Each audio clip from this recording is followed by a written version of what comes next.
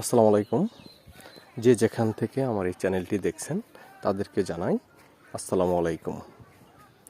দর্শক, আমি এখন আছি ধান খেতে, ধানের জমিনে, শুধু ধান আর ধান। এখানে এই ধানগুলা, এখানে যে রেণুগুলো ফোলা শুরু করছে, পুরোপুরি ধান আসা শুরু করছে এখন।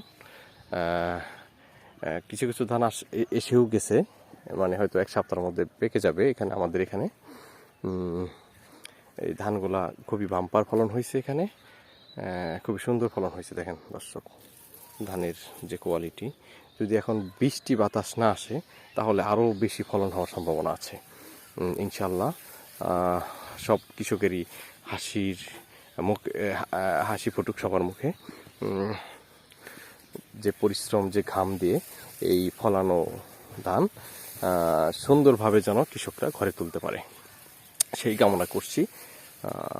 দেখেন সুন্দর ফলন হয়েছে ধানের, অনেক সুন্দর ফলন হয়েছে। এখানে রেণুগুলা বের হওয়া শুরু করছে।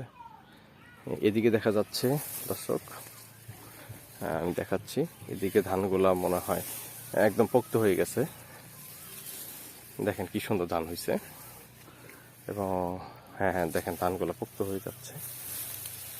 এই ধানগুলো পোক্ত হয়ে যাবে। অনেক সুন্দর ফলন হয়েছে এখানে। মনে হয় এক সপ্তাহের মধ্যে উঠে যাবে এই ধানটা। একটু কালার আসতেছে ধানের।